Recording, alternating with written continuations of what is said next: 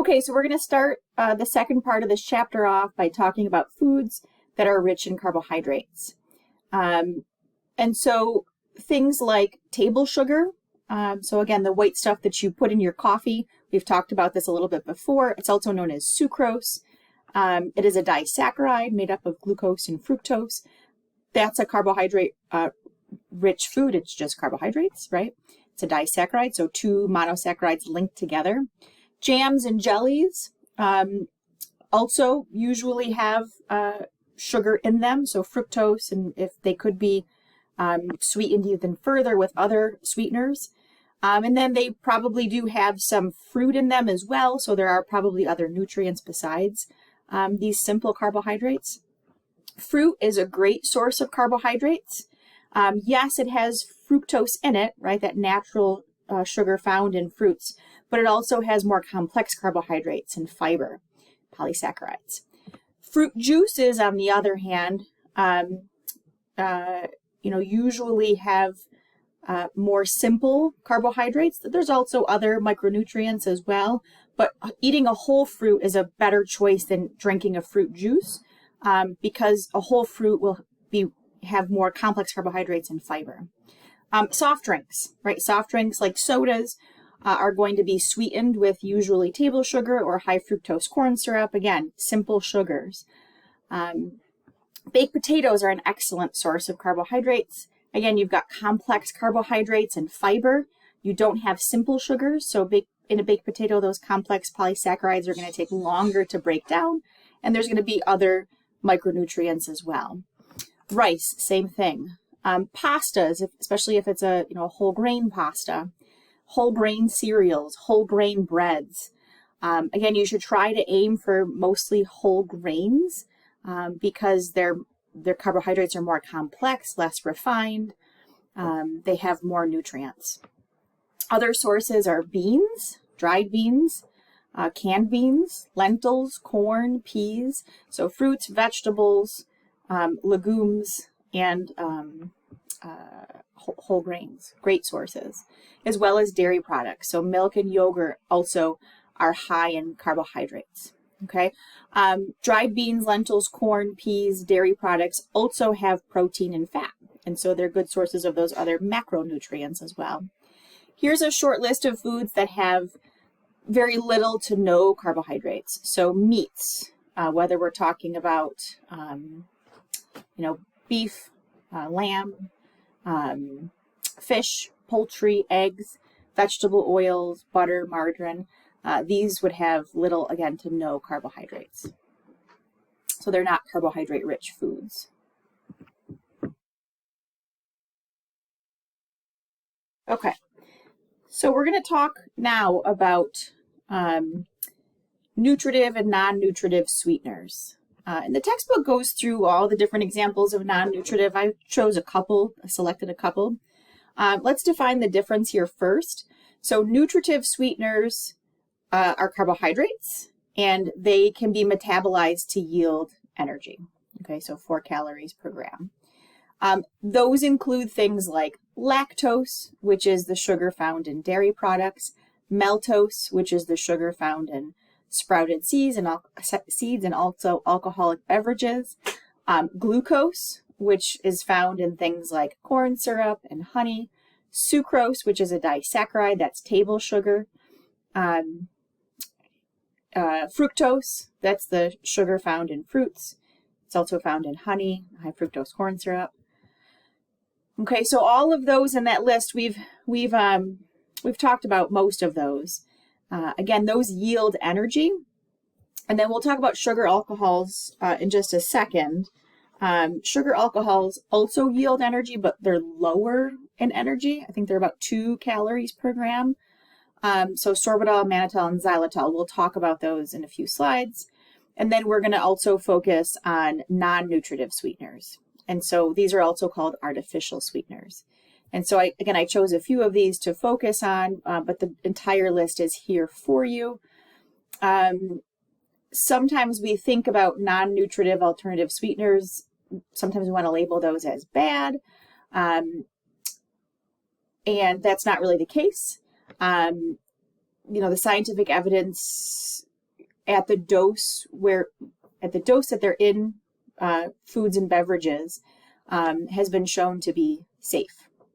And so again, we'll talk about those on the next couple of slides. When we talk about non-nutritive sweeteners, on the next slide, we're going to see the relative sweetness of them, and the benchmark is always sucrose. So we're comparing everything to table sugar. So here we go. So on the very left side of the graph, the y-axis here says relative sweetness, again, compared to sucrose. And we've got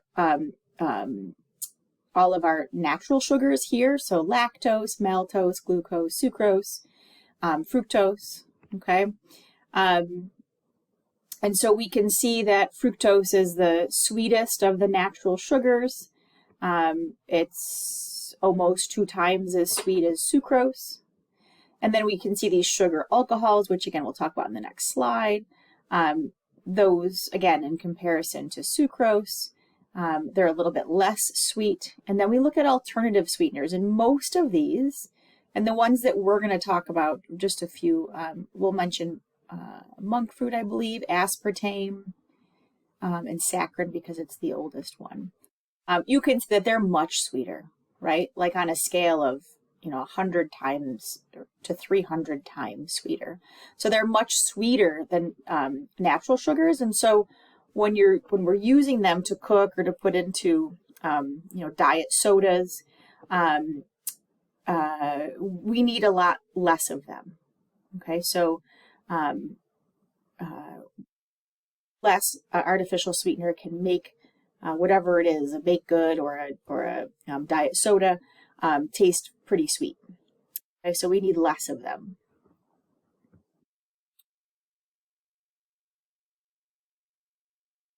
Okay, just to mention quickly what we see on a nutrition facts label. So nutritive sweeteners, again, we went over this list, but there's more we can add to that list. So, powdered sugar, honey, date sugar is one that some people are using, maple syrup. These are all examples. Agave, I like agave actually. These are all examples of, nutritive sugars that are found, naturally. Some of these are synthetically processed. So like corn syrup can be processed into high fructose corn syrup, and that can be used. So on the nutrition facts label, when you are looking at the label of on food, what you will see is the amount of total sugars, and then underneath that you will see the amount of added sugars. Okay, so again, a lot of times to processed foods, we add sugars to make the item sweeter. Okay, added sugars are not naturally in the food. Again, they're going to be added afterwards. And so what kinds of foods have these added sugars? Processed foods, or I should say ultra processed foods, really. So soft drinks, so sodas, Coke, Pepsi, Sprite, all of those. Not diet sodas. Diet sodas are going to have non-nutritive sweeteners, which don't have any calories. Those will be added there. So soft drinks, candy, cakes, cookies, pies, fruit drinks, dairy desserts like ice cream and things like that. They'll have added sugars. Okay. I want to mention high fructose corn syrup. This is used a lot in artificially sweetened, as an added sugar to sweeten foods. High fructose corn syrup is a highly processed starch. What happens is we treat cornstarch with acids and enzymes to break the cornstarch down into glucose. And then enzymes are added to convert some of the glucose to fructose. Okay, so in the end, we have this mixture of glucose and fructose. The final syrup, these percentages vary, and in the previous video, I gave you the range. But on average, high fructose corn syrup is about 55% fructose and 45% glucose. Okay, If we think about honey, honey is also made up of about 50% fructose and 50% glucose. If we think about sucrose, common table sugar, it's also made up of fructose and glucose. The difference here is that in table sugar, the fructose and glucose are in disaccharide form, so they're actually covalently bonded together, where in high fructose corn syrup, they're not. They're individual sugar molecules, monosaccharides. Okay, so slightly different chemically. Okay, why do we use high fructose corn syrup? It's similar in sweetness to sucrose, so it's about the same level of sweetness, but it's a lot cheaper. Okay, so it costs less for manufacturers to use high fructose corn syrup in place of a natural, not chemically processed sugar. Where do we find high fructose corn syrup? Again, sweetening things. It's an added sugar. So things like soft drinks, candies, jams, jellies, desserts, anything that has an added sugar, corn syrup is probably on the list. High fructose corn syrup is a hotly debated topic, and it definitely needs more research. But I'm going to tell you in a couple of slides that highly processed foods should not be a major part of anyone's diet. And so, taking soda and having manufacturers have to remove high fructose corn syrup from their ingredients list and instead use sugarcane, right? A natural, it's still sucrose. That doesn't do anything. You're replacing one added sugar for another. The fact of the matter is that the soda is still not good for you, right? So everything in moderation. These swaps don't add any nutritional value to the soda, and so it's better to just not have it. Okay, I want to just quickly mention non-nutritive sweeteners. So these are used sometimes to sweeten diabetic foods and sugar-free foods. And so these are called sugar alcohols. These are derivatives of monosaccharides. Okay, they're not easily metabolized by bacteria in the mouth, and so they tend to cause less cavities. They have less calories, so they're about 2 calories per gram instead of 4 calories per gram. So again, a little bit of a better source for people who have blood sugar regulation problems, which diabetes, we'll talk about that towards the end of the chapter. In large quantities, some of these can cause diarrhea, and so that's a kind of a side effect. And so again, in some of these foods, we replace natural sugars with sugar alcohols to lower the calorie content.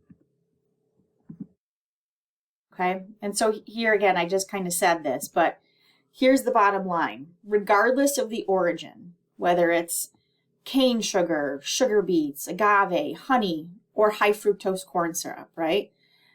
Doesn't matter, which one is in the soda or the baked good or whatever it is that we're consuming.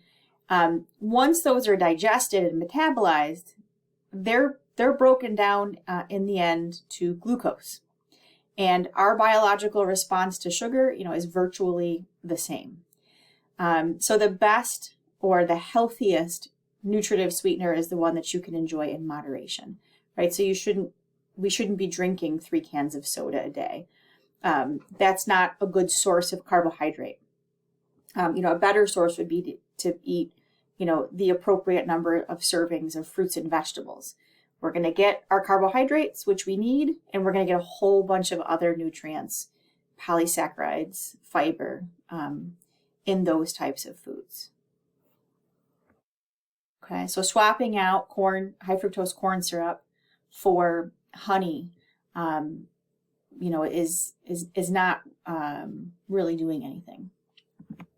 Although honey does have other micronutrients, I should mention. So honey is, a little bit of a better choice than high fructose corn syrup. But again, it's still fructose and glucose. And so in moderation, honey's fine. But, everything in moderation. Okay. So there is a place for non-nutritive sweeteners. Okay, so what are these? These are going to be sweeteners that do not provide any energy, and so they don't have any calories. Okay, and so when you eat them, they're not going to add to your daily caloric intake. They're not going to promote weight gain, things like that. They're also known as artificial or alternative sweeteners. Okay. Again, there is controversy about these, but studies have shown that these are safe in the doses that we're using them at. And so the FDA has an acceptable daily intake guide for these. This tells us the amount of alternative sweetener that's considered safe for daily use over one's lifetime. So, you can have a diet soda every day and you're going to be okay. These are based on animal studies, so studies done in mice. And the FDA has set at 100 has set this ADI, the acceptable daily intake, at 100 times less than the level where no harmful effects were seen.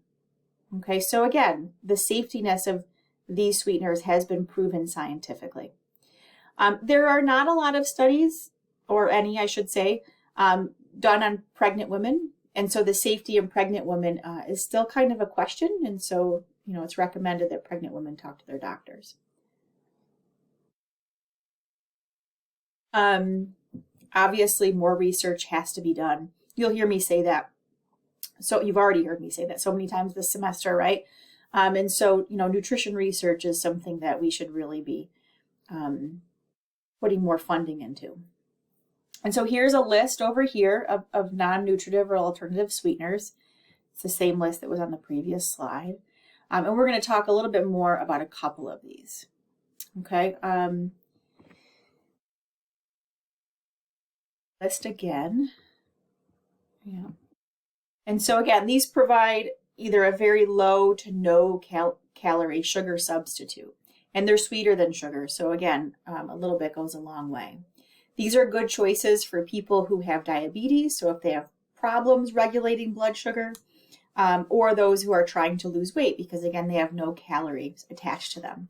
So again, here is the list, and I'm going to go through just a couple of these. Okay, so saccharin. Its common name is Sweet and Low, the pink packets. It's the oldest alternative sweetener. It's about 300 times sweeter than sucrose.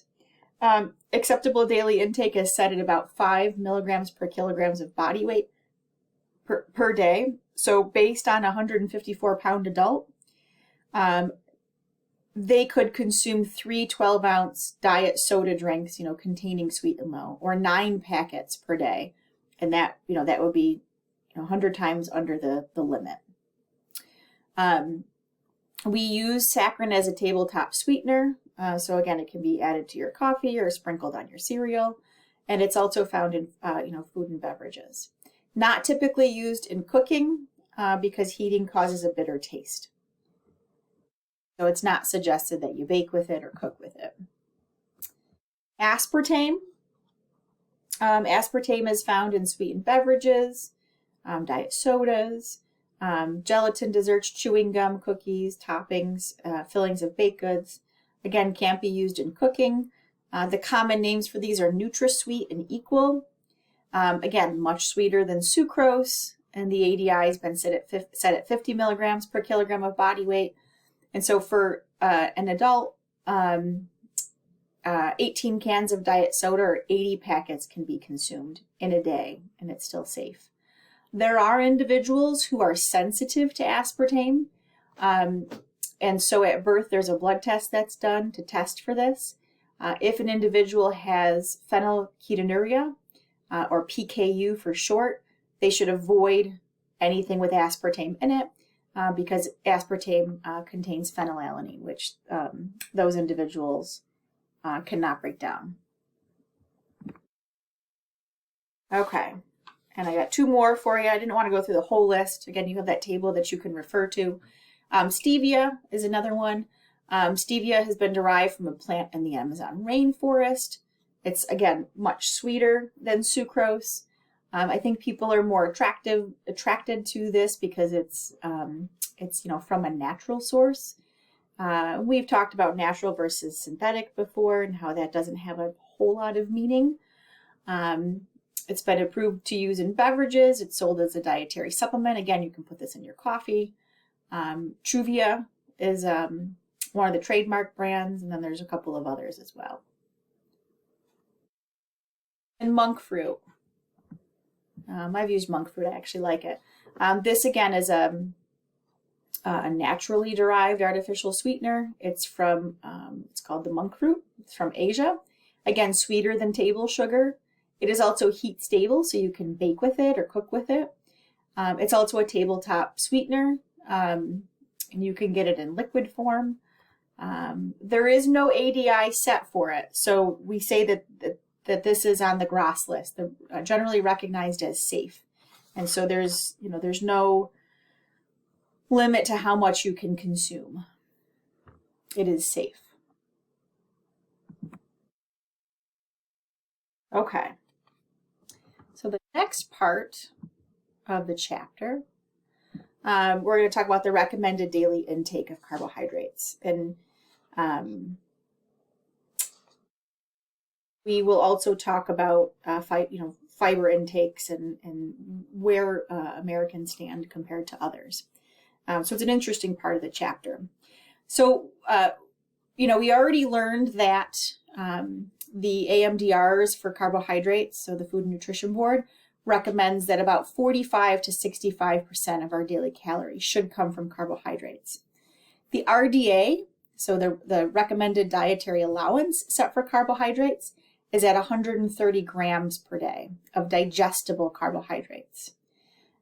So starches, sugars and starches.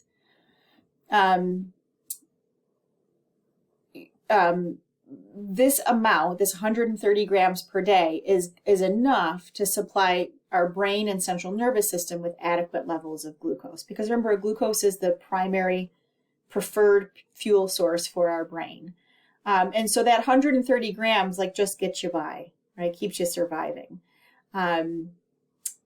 But again, 45 to 65% of our diets should come from carbohydrates. So, the RDA here is, you can kind of think of that as it's enough, but we should really have more than that. Most scientists and also non-scientists agree that carbohydrates in our diet should include mostly complex carbohydrates, right? So polysaccharides, starches, and a diet. Our sources should also be rich in fiber. Okay, that indigestible form of carbohydrates, and so we should have very little simple sugars, so very little sucrose or other sweeteners. Our diets, so fiber-rich carbohydrates, fruits, vegetables, whole grains, again, little added sugars or little added sweeteners.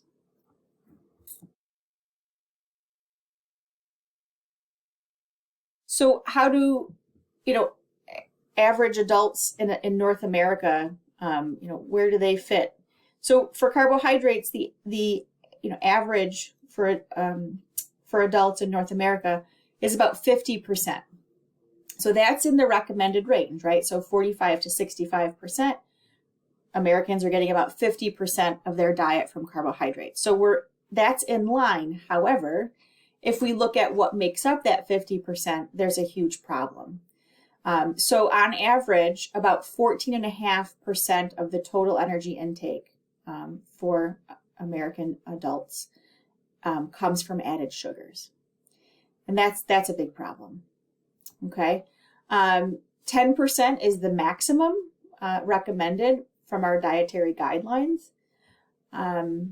Consumption of sugar-sweetened beverages, caloric sweeteners, and high fructose corn syrup, which is a caloric sweetener, adds about 270 calories per day on average to the diets of Americans. Okay, and so all of those are empty calories. Okay, so not a great idea. So if we look over here, 24% sugar-sweetened beverages, candies and sugars, breakfast cereals and breakfast bars. Yeah, these are probably pretty highly processed foods, but it really depends on what cereals we're consuming. We'd have to know more information here. Sugar sweetened beverages, usually there's little to no other macro or micronutrients in these, and the same thing for candies and sugars. Milk and yogurt, 4%, we're getting some carbohydrates here, but those are great sources. Desserts and snacks, not a great idea. Sandwiches, again, it depends. It depends what kind of bread is being used.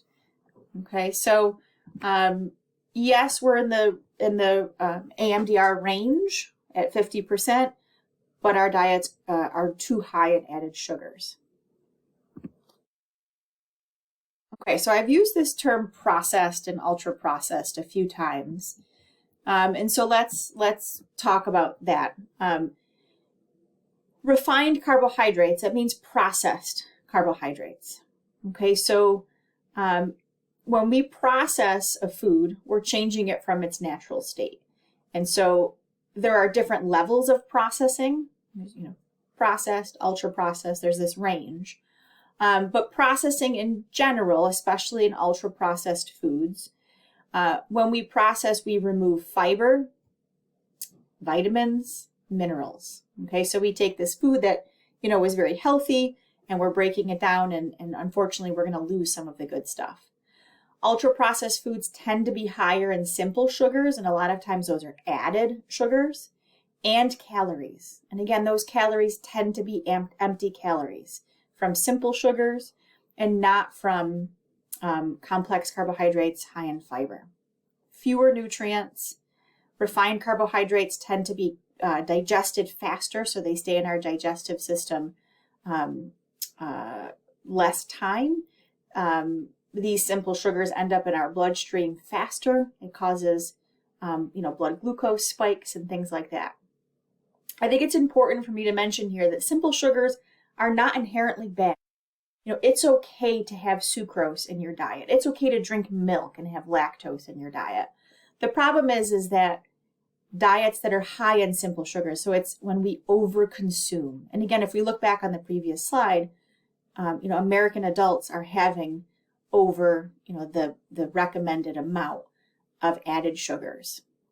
Okay, so again, sugar is not inherently bad. I'm not telling you not to ever eat sugar. It's not, when we look at blood sugar, it is sugar. It's a necessity for our body. It's, it's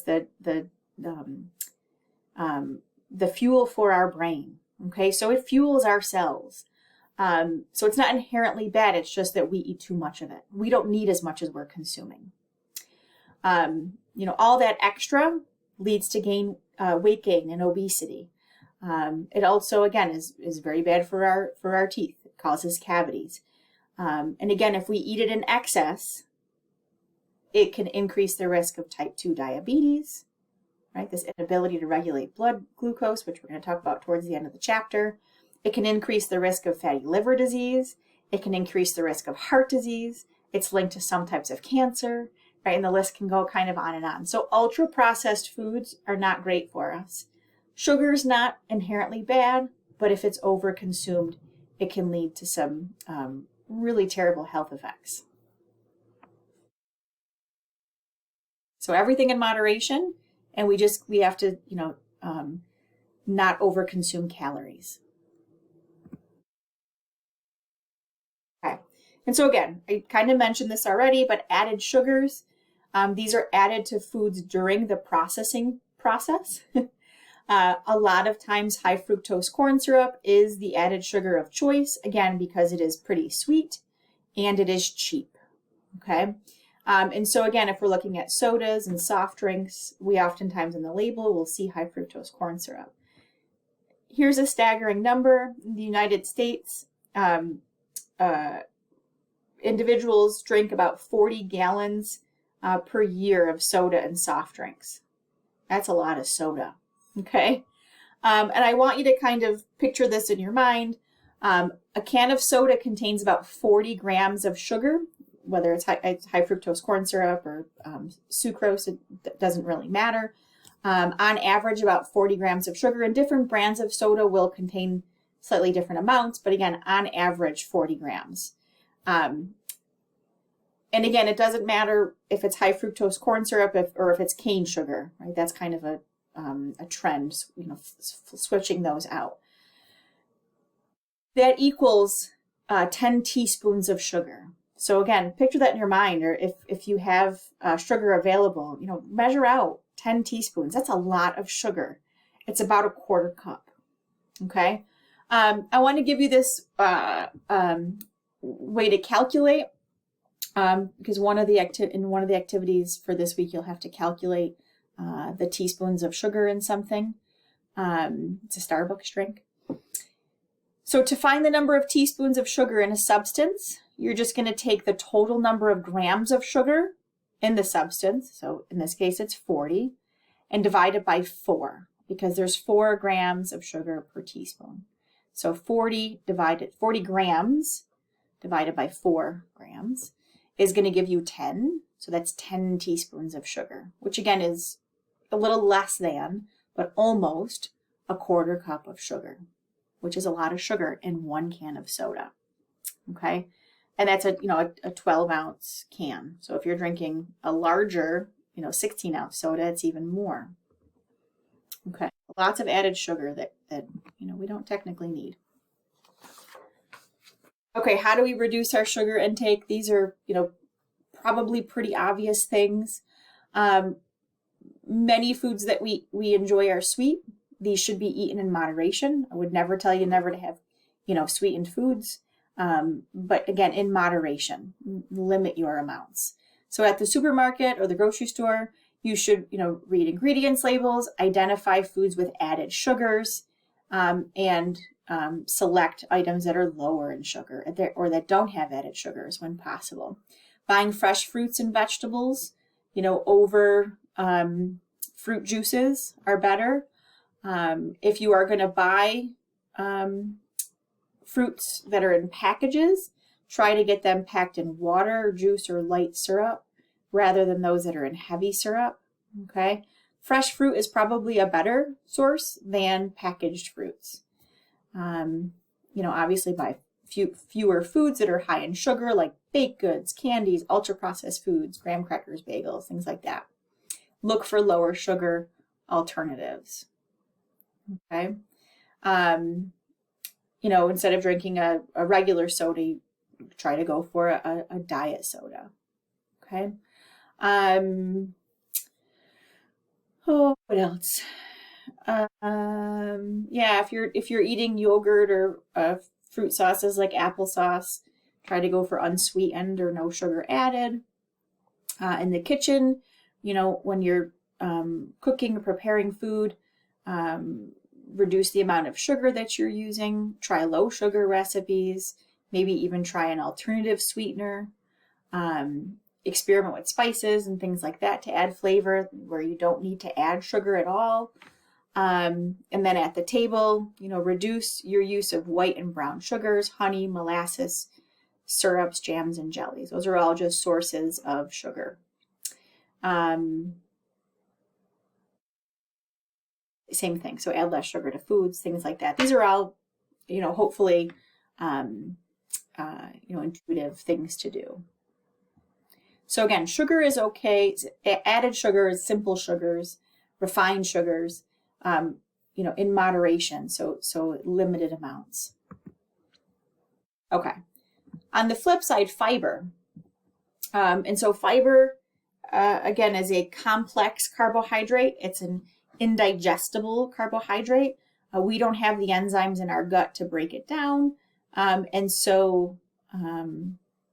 our gut, some of the fiber will be broken down by bacteria, but a lot of it ends up contributing to our fecal matter. And it's really important. We talked about fiber in the last video.